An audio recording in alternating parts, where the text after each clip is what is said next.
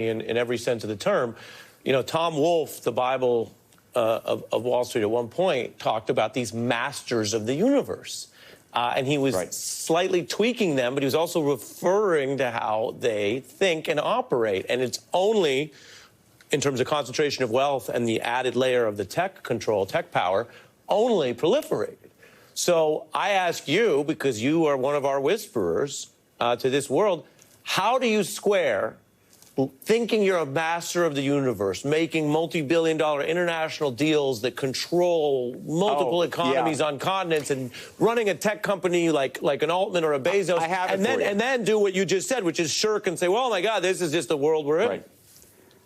Okay, so I, like you, and probably many of the viewers, believed that if you had a certain amount of money, I don't know what that money is, but if it starts with a B, for example, $1 billion, that would insulate you from just about anything. And therefore, it would create this sort of independence, this remarkable independence where you could come out and speak your mind and say whatever it is you want. So if you disagreed with the president, you could come and say that. If you disagreed with you would have that independence to do that. And that's what maybe money could buy you. I wish it wasn't that way, given that we're supposed to live in a country where we have a free press and free speech, and anybody with, no matter how much money you have, should be able to say what they want. But, and maybe to bring this to this week, it's a good example of it. You know, after this horrific shooting that happened in Midtown Manhattan earlier this week, I wrote something in the New York Times about how business leaders, this is one of those opportunities to have a reasonable conversation about gun violence in America. And a couple of CEOs called me up, by the way, mostly Democrats, but a couple of Republicans too, who said, yeah, we should be having that conversation, but I can't have that conversation because right now I'll lose that conversation. There's no winning in that conversation.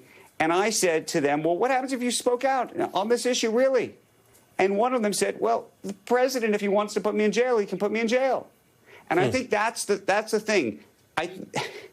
This is the one power they don't have, right? They have all the money. They can go on the boats, to this, to that, the planes, doesn't matter.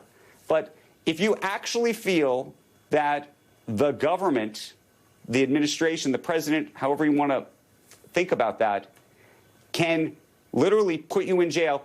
I'm not even talking about make your life tougher with your company or this or that, but actually, that's a power that the richest people in the world don't have. Yeah, and I think that and this is where we are. And weighs on them. Now, I think some of them don't think they're going to go to jail, but they think they're going to make my life difficult with the business. They're going to make my life difficult with the this or the that or who knows what. And maybe you should say that they should be able to withstand that. And that brings us back.